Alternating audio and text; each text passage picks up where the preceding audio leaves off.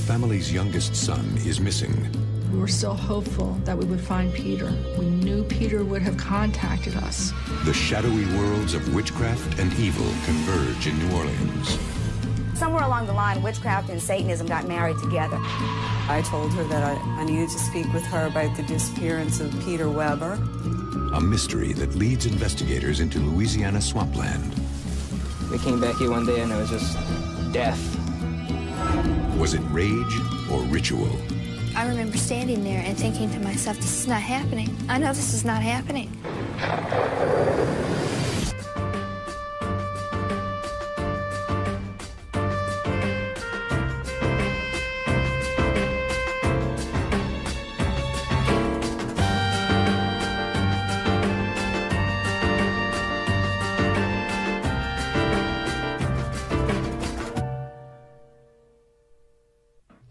Why is there blood running warm in your vein, your vein? In 1996, 27-year-old Peter Weber left his family and moved to Louisiana. Peter was born in 1969. Peter was the baby of the family, and I was the oldest. There's 5 children in the family, and we're all very close. Peter had been working at a resort town on the Jersey Shore before arriving in the Big Easy. Peter and a group of friends had decided that they were going to go down there and make some money waitering in New Orleans.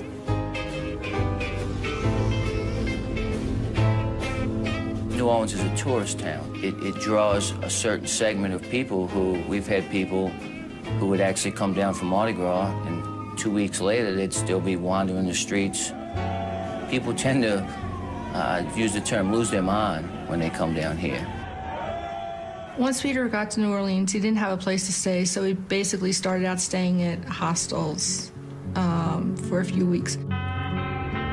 My boyfriend Jesse and I were going down Decatur Street, and he saw someone he knew, and he introduced me to his friend Peter. And then we found out Peter was living in one of those little boarding house things, and I had a whole back area of my house that didn't have anybody living in it. So instead, Peter moved in with us.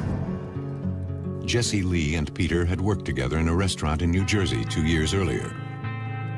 Jesse Lee and his girlfriend, Isla Womack, were Wiccans, believers in a pagan religion and practitioners of witchcraft. I made sure that he knew that I was Wiccan before he moved in, because I know some people are uncomfortable with that, and I didn't want him to be uncomfortable. Soon, Peter landed a job waiting tables at a nearby cafe. And when he wasn't working, he was hanging out with Jesse, drinking. Jesse drank all the time. If I didn't see him with beer in his hand, he was not in a good mood. When Peter drank, he was obnoxious. But when he wasn't drunk, he was a very nice man. Since he'd arrived in New Orleans in October, Peter checked in with his family every week. But shortly after Christmas, the calls stopped.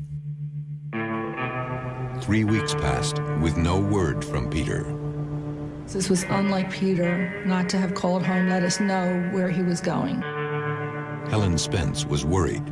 She called anyone she could who might know where Peter was, but with no luck. He had not reported to work, and he didn't pick up his paycheck. I spoke with Isla, asked her if she knew where Peter was. She said that Peter was doing drugs, and she just couldn't have Peter doing drugs around her son in her house. I did know that Peter was drinking a lot, but I know Peter did not have a drug problem. Helen didn't know where else to turn. Feeling helpless, she called the New Orleans Police Department. When my lieutenant first handed me this case, he's like, call this lady, she can't find her brother. And I remember his famous words were, it's probably nothing. Because honestly, 95% or greater of missing person cases are nothing. Helen provided Detective Anderson with the only solid information she had, Peter's last known address, 1636 North Lopez Street. So myself and Detective Terry Phillips went over to that house. And when we arrived, we knocked on the door and no one answered. So I then realized that the door was actually ajar about an inch, and I looked in and saw someone sitting there watching television.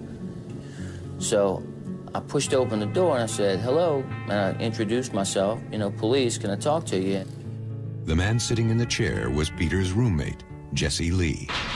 When we asked Jesse about Peter, he indicated that Peter was an alcoholic and he decided to seek treatment and that he was in a rehab facility. There were certain little cues that just didn't appear to be right. His nervous actions, his looking away.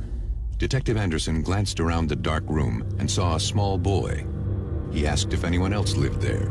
He said, "The owner of the house is Isla. This is her son, and so you need to go talk to her." And that's when he gave us the address, location of the witch's closet.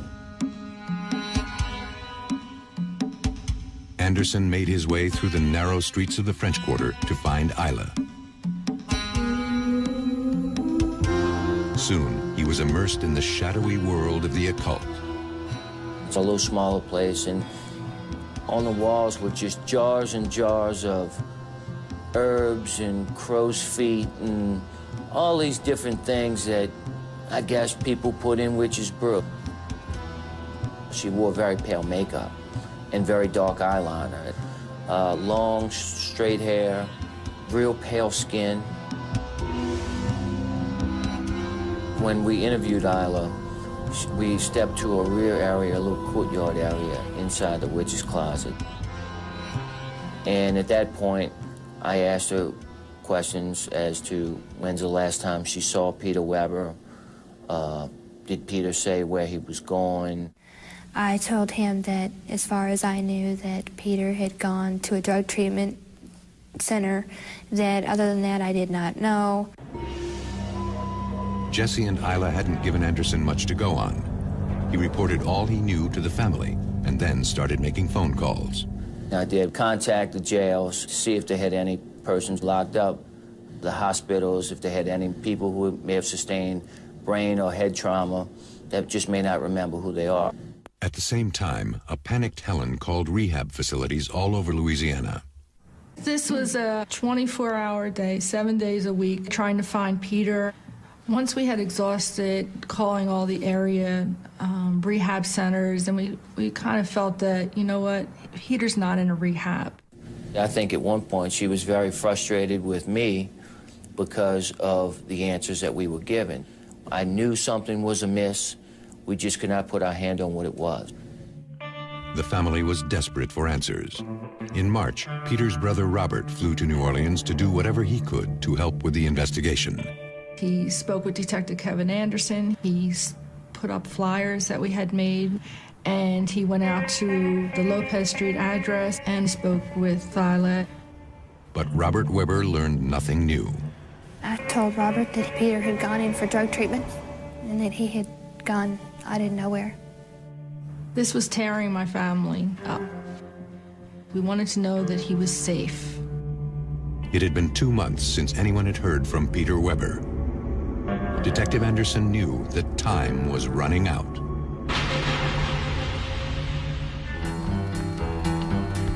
It had been 8 weeks since Peter Weber disappeared without a trace from his home in New Orleans. Dead end after dead end left Detective Kevin Anderson with little hope. I believe in being honest with people. We had talked about all scenarios. I had asked Miss Spence if Peter had any dental records. At the time we were sending the dental records down, my mother remembers me saying, "Mom, you might just have to face the fact that Peter's dead." And how her heart just sunk. I knew if I kept the case file with me, if I carried it all the time, I carried his dental records, it stayed very personal. I just didn't want this to be a case that would fall through the cracks. Without a body, there was no proof of a crime, and without a crime, Detective Anderson's hands were tied. The only leads he had were Jesse Lee and Isla Womack. No problem, Sean. 1 minute later, come check it out. I had come to New Orleans and I began working as a dancer. It's something that I had done years before, It was something I knew I could do to make money. Jesse Lee was a bouncer at the same club. He moved in with Isla. But the income of a stripper and a bouncer wasn't enough. Before long, the house on North Lopez Street had no phone, no electricity, no running water.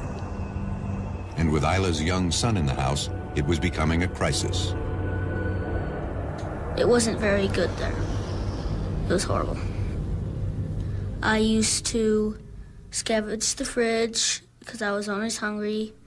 It wasn't really nice there. I did not go to school, and I had no friends. The utilities had been off for 4 weeks when Peter Weber moved in. It looked like this new roommate might help the situation. He moved in while the electricity was still off, and I had just gotten the water turned on. He said, wait a minute, he says, instead of you trying to raise the money, I'll just have it turned on in my name. It seemed like a good idea. I don't think it was. 4 months had passed since anybody had heard from Peter Weber. Detective Anderson tried to be positive when he spoke with Peter's family. But privately, he was frustrated. You know, people need closure. And the hardest thing was not knowing where, not knowing if he was dead or alive. Sometimes I feel like a motherless child. Sometimes The quiet community of St. Bernard Parish lies an hour outside the frenzy of the New Orleans French Quarter.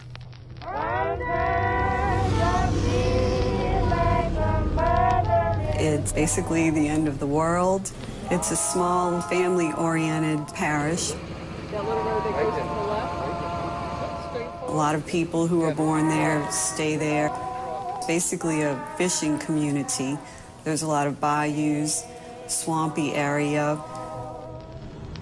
I believe it was somewhere after 2 o'clock in the afternoon when I got a phone call from my supervisor, Captain Marcel David, who told me that a body had been found in a wooded area by 3 adolescent boys. what you gonna do when the day goes by, honey? Don't know what you gonna do when the day goes by, hey. The body would have had to been right around here. The feet would have been right around here, and the head would have been somewhere out here. And he was still wearing shoes. The body was found tightly wrapped in a fitted sheet, which was tied with clothesline all the way around very neatly. And there's a piece of green carpet draped over the victim. When they took the green carpet off, it still had like a wrapping underneath. It was kind of like plastic bags. His hands were positioned in a way that a body would be positioned in a coffin. Whoever had done this spent a lot of time positioning the body the way they did. There was no identification at all on the body, and as we continued to unwrap, we found several dimes in the wrappings. I knew that the dimes had to mean something. When the police lifted up the carpet, they discovered an important clue. The grass underneath was still alive. This meant the body could only have been there for a few days. There was dirt on the sheet, gave the impression that he had been moved from the dirt somewhere. It's just really weird to think that back here, we came back here and played every day of our lives when we were little kids, and we came back here one day and it was just death. Oh, death is awful. Oh, death is awful. Oh, The autopsy revealed he had been strangled, but there was more. According to the coroner, the victim had suffered severe bruising and possible lacerations consistent with stab wounds. make death cut me down so soon. He also determined that although the body had only been in the woods for a few days, the victim had been dead for several months. But Detective Holland still needed to figure out a way to identify the body. The Times-Picayune does what they call the Metro Briefs, and they run a little paragraph from surrounding parishes. And they did put this victim that we had, saying that there was an unidentified body found in St. Bernard Parish. 20 miles away, Detective Anderson sat down to read his morning paper.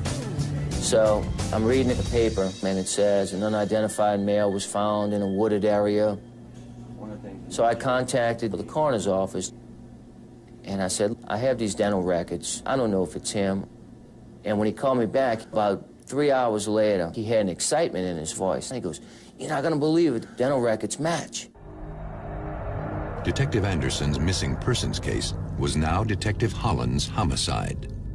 Everything that I had put into this case was now starting to, I mean, it was kind of like we were at halftime, and now the second half was starting. The coroner called the Weber family to give them the horrible news. We had always hoped that Peter would come home alive. Knowing that he was dead and wasn't going to come home was extremely sad for us.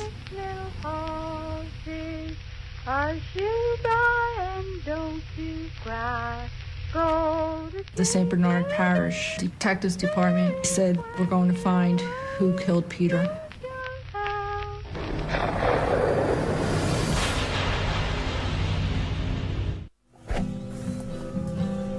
Four months after Peter Weber had gone missing, his body was found in the Louisiana woods, 20 miles outside of New Orleans. The case was assigned to Detective Gina Holland of St. Bernard Parish. But New Orleans Detective Kevin Anderson stayed involved. I explained to Gina what I had done up to this point. Obviously, the two names that were very central to the missing person investigation were Jesse Lee and Isla Womack. At the end of our telephone conversation, Detective Anderson says, "By the way, Isla's a witch." And Gina said, "What do you mean? She's not nice?" Oh, like she's mean? I had no idea what he was talking about. I said, "No, she's a witch, like a practicing witch." Neither detective had ever encountered anything like this. I tried to learn a little bit about the Wiccan religion, find out where these people were coming from so I could understand them a little bit better. Most of the homicides that I've handled were typical drug-related, gang-related murders. This just was a whole nother level of understanding. Mimi Lansu is a practicing witch in New Orleans. She was trained by the Religious Order of Witchcraft, the same group that trained Isla Womack. The religious order is designed to honor and celebrate the old religion of witchcraft, to study the arts and science of ritual magic. I exercise myself to be free of all negative vibrations, evil influence. The training that Isla received from the Religious Order of Witchcraft was good training. Controlled, abounding love. Isla joined the order shortly after she began working at the Witch's Closet. To me, it seemed like I had found other people who believed the same way that I did, where no one was going to condemn anybody else. When mainstream America hears the word witch, they always think that, you know, the decrepit crone with the green face and the wart on her nose. You know, or they think about people doing horrendous acts like chopping off heads and kicking them around in a circle, crazy things like that. We fly around on brooms and have sex with the devil. Most Wiccans believe in spell work. And all that is basically you light a candle, you pray, you chant out loud, which is to be heard by the spirits that are around you. Yeah, somewhere along the line, witchcraft and Satanism got married together. You know, the gods of the old religion are always the devil of the new. Holland and Anderson were looking for a link between the witches and Peter Weber's murder. Anderson had already spoken to Isla and gotten nowhere. Now it was up to Holland. Some people came in who I did not know, and they said they were the detectives from St. Bernard Parish. I should have known not to go to work. I had 2 mismatched shoes on when I got there. I told her that I needed to speak with her about the disappearance of Peter Weber. Her initial reaction to the murder was, I felt she was trying to act surprised, but I thought it was fake. I advised her that she was a suspect in this matter, I advised her of her rights and asked if she was willing to give a statement. Usually when someone gives a formal statement, the detective will type what the person says. But with Isla, she had this big, long, dramatic story that she wanted to tell. And she would make sure that every single word that she said was in that statement. Isla told Holland that Peter had rented a room in her house at North Lopez Street last fall. She described the 2 months that Peter had lived there with her son Thane, and her boyfriend Jesse. And finally, Isla described the last night she saw Peter alive. We went to the corner bar. We started to have a talk. Peter decided he wanted more to drink. Jesse decided he wanted more to drink. The next time Peter got up, he bumped into someone in the bar and proceeded to get in a fight in the bar. He was drunk. Isla claimed they dragged the belligerent Peter out of the bar and back to their house. And in the confusion, Peter knocked Isla to the ground. Jesse just snapped. Jesse grabbed him and they started fist fighting. I was extremely freaked out by that point. That's when I grabbed Thane and took him out of there. Isla then told Holland that she took her son to the park, where they stayed until the following morning. When she came back, there was a mop in a bucket with some brown-looking water, that Jesse was covered in mud, that she never saw Peter again. Isla said she suspected that Jesse killed Peter, but she was too afraid to go to the police, too afraid of Jesse. I felt I could not trust him for fear he was going to hurt me or my child. I had a very real reason for that fear from what I had seen him do. She puts all the blame on Jesse and indicates that she probably has a pretty good idea of what happened. According to Louisiana Criminal Code, Isla's knowledge of the crime made her a principal to it. She was arrested and charged with second-degree murder. But the detectives had only half of the story. They needed to find Jesse. Holland issued a warrant for Jesse. New Orleans police rushed to his last known address, only to discover that they had missed him by 1 day. Jesse Lee was gone. 18 hours later, Isla decided she had more to say. The following morning, I kept buzzing them and bugging them until I could get to talk to somebody. She said that she wanted to give another statement because she had lied to me yesterday. Isla's story was shocking, and now the hunt for Jesse would intensify.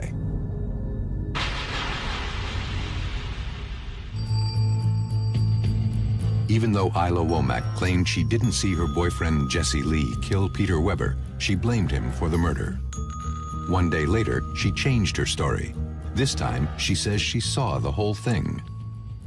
Jesse hit Peter in the head with a stool at the same time that Peter was kicking at him. Peter had a big cut across the side of his head. I stepped into his living room just in time to see Peter slide down the wall, and then him and Jesse were rolling around on the floor. She said that Jesse was yelling at Pete, spit in his face, grabbed Pete by the collar of his shirt and started banging his head against the floor. Then he pulled Pete's shirt down around his shoulders and wrapped his own white shirt around Pete's neck and started choking him. He was wringing it to get it tighter and tighter. And I'm screaming at the two of them to stop. I grabbed Thane and put him in the bathtub. I remember standing there and thinking to myself, this is not happening. I know this is not happening. And the next thing that I can remember was Jesse saying, come on, Peter, man, it's not funny, wake up. And there was going to be no waking up. Peter was dead. And he said, oh, God, man. He says, Isla, help me. You can't leave it like this. Help me.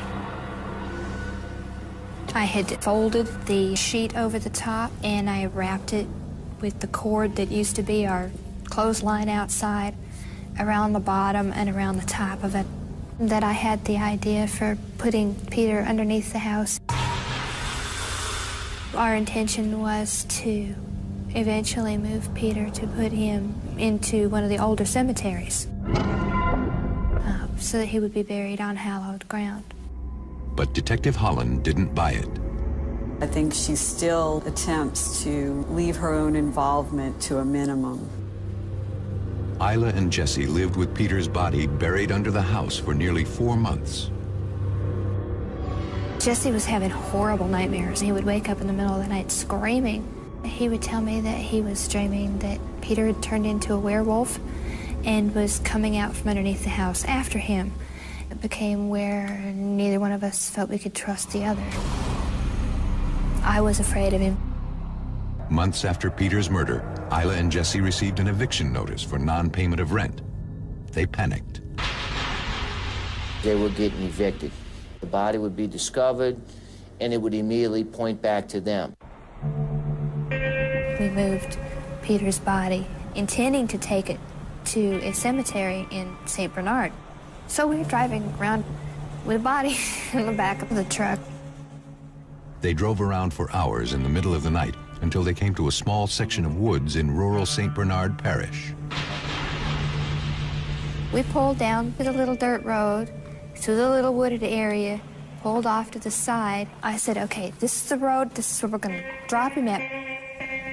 We picked up Peter and we put him down in the trees, down in the ravine, and left it that way. We never did find that cemetery.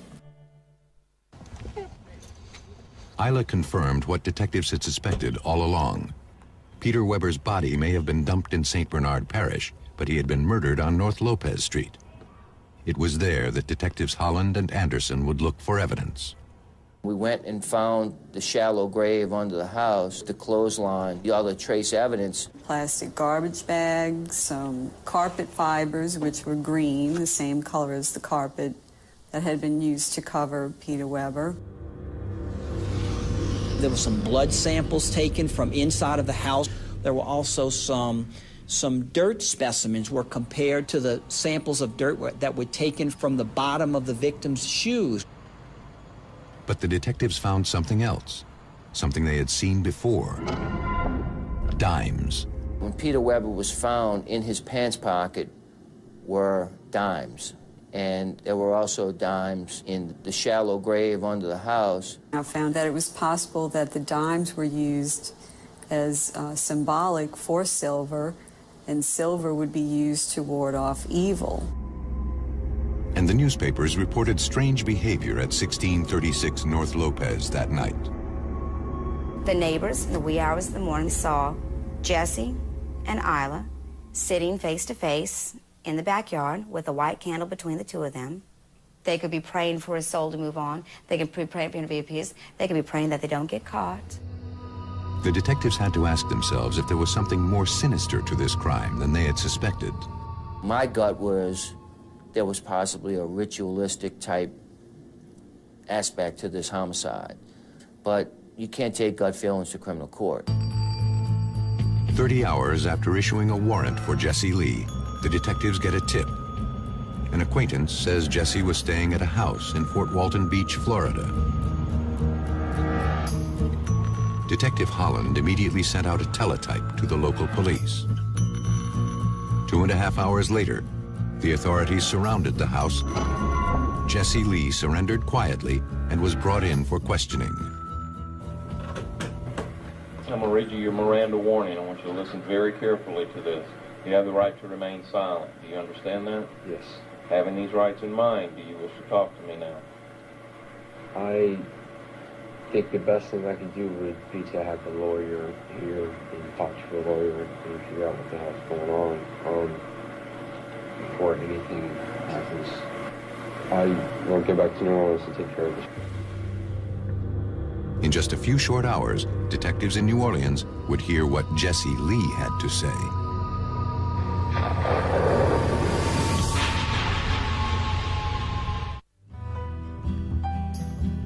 Detectives Gina Holland and Kevin Anderson's work had paid off. Jesse Lee and Isla Womack were both facing criminal charges for the murder of their roommate, Peter Weber. The next thing I knew, I was being indicted for second-degree murder. They sent my bond at $1.5 million. Jesse Lee was on his way back to Louisiana in the custody of 2 officers from the St. Bernard Sheriff's Department. While Jesse Lee was being transported from Fort Walton Beach to St. Bernard Parish, he told Sheriff Stevens and Captain David that he wanted to get something off his chest. His story was that Peter Weber came in one night, he was intoxicated, he saw Peter Weber strike Miss Womack Gray. He claimed that Peter was the aggressor and that he acted in self-defense. Jesse Lee struck Mr. Weber, blacked out, woke up the next morning, found blood all over the place, the house was disheveled, and the victim, Peter Weber, was dead. That was his story. Lee, you got any comments? Yeah. Anything to say? When they brought him to me, he had a little pointy goatee and dark hair pulled back, and he looked like a witch. He looked like maybe the Halloween devil, but not red. He said that he would not give a formal statement, but that he would tell me that he was definitely involved in the murder of Peter Weber. Jesse was locked up in the St. Bernard Parish prison. There, both he and Isla would await trial for murder. I didn't care anymore. They were telling me they were going to take my son from me, that I was never going to see or hear from him again. When Isla was taken into custody, a psychologist from Child Protective Services interviewed Thane about the night of the murder. Thane said he hadn't seen anything.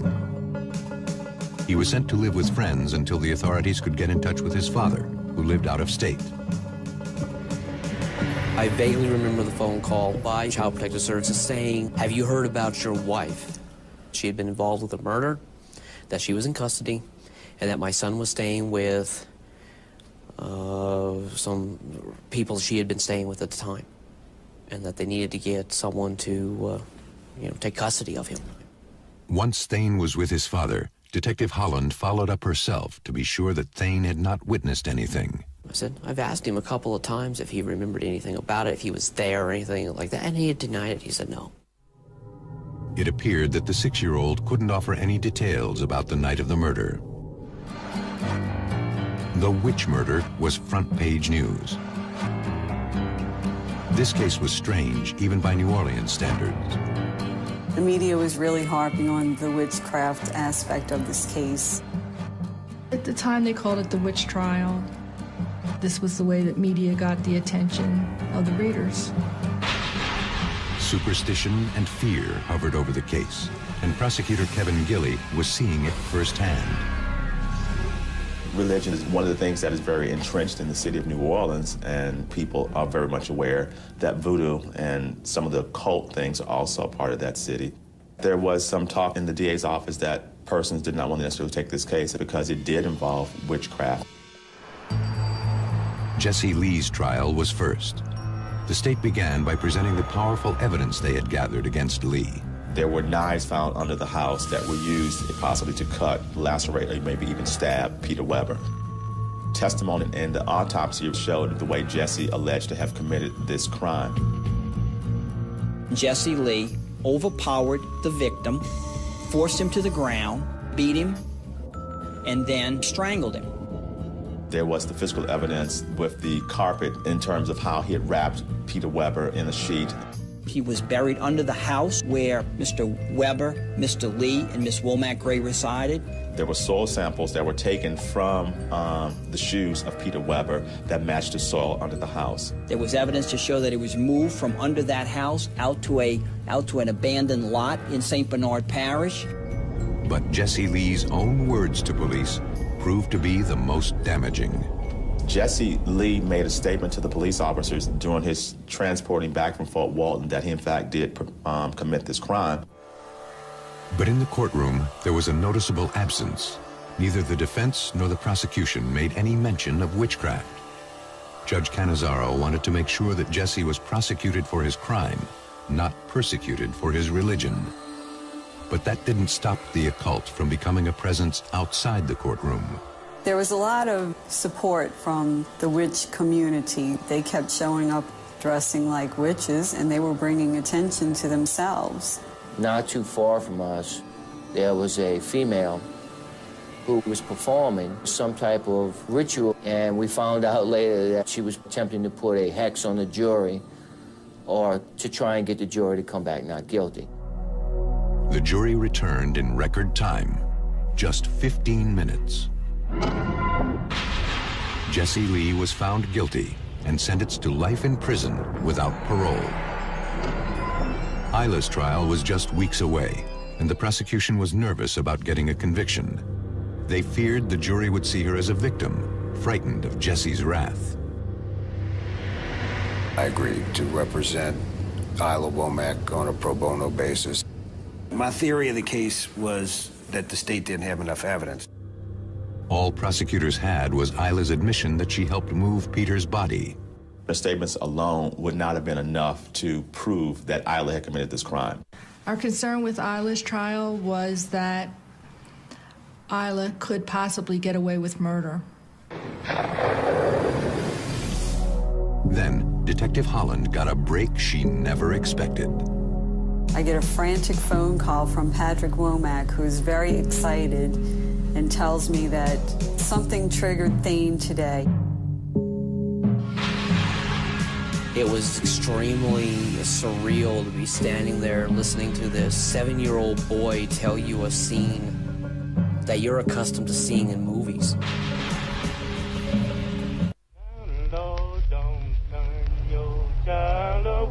Now, Lord, don't turn your child away. Say, baby, I'm begging you, Lord, don't please don't drive me. Prosecutors feared that with Jesse Lee already paying for Peter Weber's murder, Isla Womack might walk. Lord, I'm sorry to my heart, baby. Then, just before the trial, an unexpected witness emerged.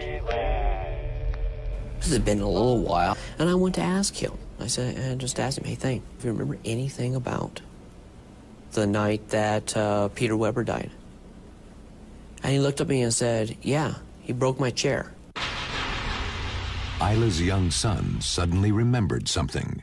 What triggered this episode with Thane was a stool Thane had been using as an altar. It was a little step stool with a dragon painted on it.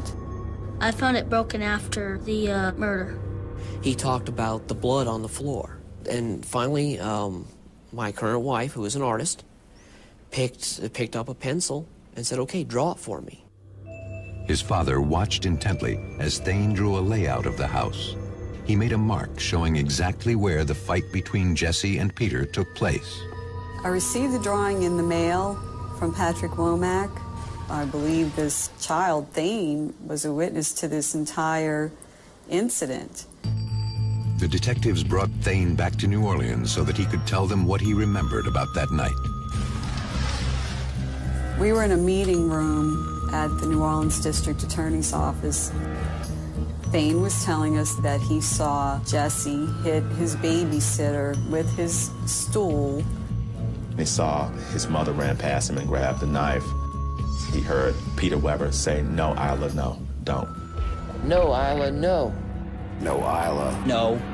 No, Isla, no, Isla, don't. And I hear this, no, Isla, and silence. And he never saw his babysitter again.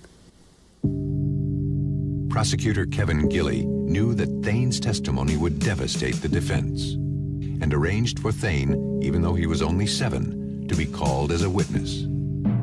When I heard I had to go to court to talk about what happened with my mom, I was kind of scared at first. In March of 1998, Isla Womack's trial began. The state presented the same physical evidence that they did at Jesse Lee's trial: the sheet, the clothesline, the dirt, and the carpet. But while Jesse had confessed to the murder in his statement, Isla had only admitted to helping dispose of the body. Thane would paint a very different picture. Thane was led into the courtroom, and it's usually done in a very dramatic fashion. I met him about halfway coming into the courtroom and helped him get to the witness stand. Seeing my son come into the courtroom was very painful because he wouldn't even look at me. It made me really worried about seeing her in court. I was afraid she'd have to go away, and I didn't want her going away. this child looked like Opie Taylor from the Andy Griffith Show. He had a little crew cut, and he had the smallest voice I've ever heard. The jury was riveted as they listened to Thane describe the last moments of Peter Weber's life. I saw this in the corner, fight. My mom told me to go into my room. Then I saw my mom come out and grab the knife. And I hear this, "No, Isla." Then after that, it was nice and peace and quiet. He got up there and lied. Thane's testimony was a huge blow to the defense. He was just a very powerful witness against his mother. But the prosecution still lacked one important piece of the puzzle: motive. More often than not, in a case, you can have some motive that you could understand. In this case, we could never really figure out what the motive was. Isla's trial had lasted only 3 days. The jury returned in 2 hours. Isla Womack was found guilty of the murder of Peter Weber. My heart sunk down to my toes. I was never going to be free again, no matter what. Isla Womack and Jesse Lee are each serving life sentences in Louisiana state penitentiaries. While the question of their guilt was decided, another remained unanswered. Was Peter Weber's murder born of rage or ritual? I do not believe that the act of murdering this boy had anything to do with her spiritual path. But I don't doubt that she would have stepped into a state where the disposal of the body was a ritual. Can I say that this case was directly related to witchcraft? No, I really can't. But I can't rule it out in my own mind either. There's something missing from this puzzle, and I may never know what it is. Only Isla knows. Only Jesse knows. While Thane Womack has adjusted to his new life with his father, the scars from North Lopez Street may never heal. It affected him very much. He went through a tremendous amount at 6 than most people go through in their entire lifetime. I miss her, yes, I do. I miss her. Sometimes I'm angry about what she did because I think that if she hadn't killed him, she'd still be with me. Peter Weber's family continues to grieve for their brother, but they will never forget the 2 detectives who put an end to their anguish and brought Peter's killers to justice. Our family feels that without Kevin Anderson and Gina Holland, we would never have been able to find Peter. Kevin and Gina will be a part of our family forever.